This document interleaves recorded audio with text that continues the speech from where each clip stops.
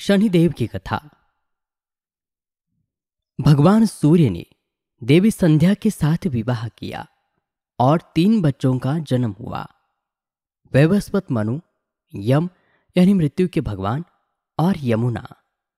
हालांकि संध्या सूर्य के लिए एक पवित्र पत्नी थी, लेकिन वह सूर्य की चमकदार प्रतिभा और गर्मी को सहन नहीं कर सकी।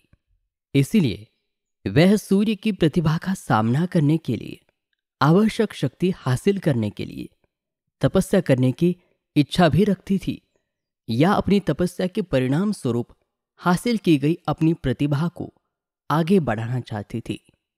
संध्या ने एक औरत को बनाया और उसका नाम रखा छाया, और कहा कि वह सूर्य की पत्नी के रूप में अपनी भूमिका का प्रतिनिधित्व करे और 3 बच्चों की देखभाल करे।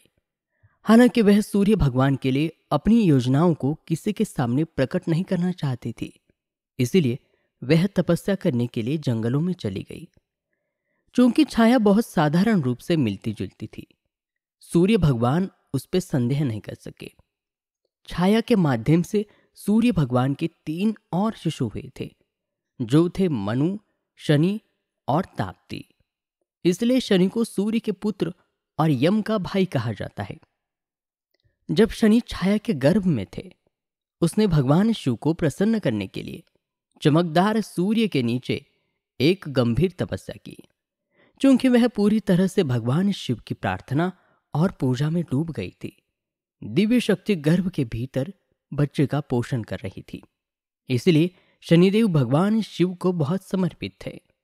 इसके अलावा जब छाया ने इतनी देर तक धधकते सूरज के नीचे तपस्या की थी, तो शनि गर्भ के अंदर काले रंग के हो गए थे। जैसे ही शनिदेव का जन्म हुआ, सूर्य भगवान ने उनके रंग को देखकर तुच्छ जाना और इस बात पर संदेह किया कि क्या शनि का जन्म उनके पास हुआ था। नाराज हुए शनिदेव ने जब अपने पिता पर नाराज नजर डाली, तो शनिदेव की शक्ति के कारण सूर्य भी काले रंग में झुलस गए थे। बाद में सूर्य ने अपनी गलती के लिए पश्चाताप किया और भगवान शिव की पूजा की, जिन्होंने उन्हें बताया कि क्यों शनि इतने काले थे। इस बात के पीछे सच्चाई को जानने के बाद सूर्य भगवान अपने पुत्र शनिदेव के साथ खुश थे और वे एक दूसरे को बेहतर समझने लगे। शनिदेव भगवान शिव के एक प्रेरक शिष्य बन गए और सभी ज्ञान उनसे सीख गए। शिव शनिदेव की भक्ति और ईमानदारी से बहुत प्रसन्न थे, इसलिए उन्होंने उन्हें पृथ्वी पर पैदा हुए जीवन पर उन्हें महत्वपूर्ण ग्रह का स्थान दिया।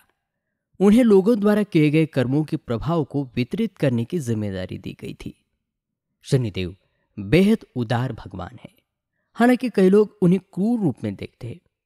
वह अपने भाई यम यानी मृत्यु के देवता की तरह इतने न्यायप्रिय है, इसलिए वह लोगों द्वारा किए गए कार्यों के अनुरूप सही प्रकार के परिणाम प्रदान करते हैं।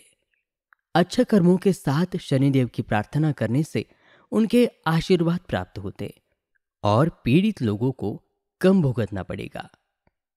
तो इसी के साथ शनिदेव की यह कहानी यहाँ पर समाप्त होती है। यह आपको कैसे लगी, हमें जरूर बताइए।